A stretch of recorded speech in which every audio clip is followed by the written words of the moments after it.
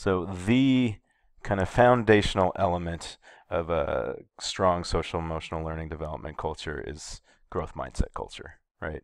Which honestly, it's a bit of a cheat because that is social emotional learning is growth mindset. But you must have your students feeling that they can improve with focused effort, right? They have to actually believe that these are not personality traits that they're going to be learning that are fixed, that I'm just not like this, that these are ways of communicating, these are ways of reflecting and thinking about the world that can change over time, right?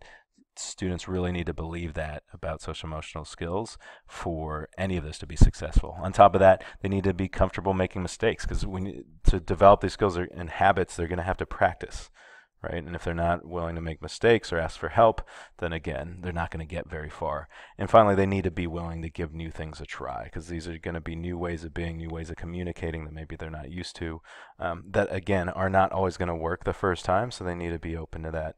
And all of that is part of a growth mindset. And again, without a growth mindset, I think you may be able to get some students who will be willing to define, sort of give the right answer for what a particular social emotional learning skill or character trait is, but you're probably not going to get much further than that. They're not actually going to practice it. They're not going to really own it and buy into the process of developing it without developing this culture.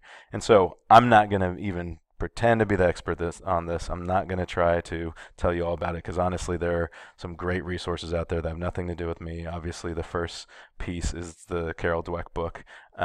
But so I'm linking down below to Mindset Works. You can go into there and start this process. But honestly, there are a billion resources on the web that can better prepare you for this part. But just want to establish that, yes, growth mindset is the foundation of a social emotional learning development program.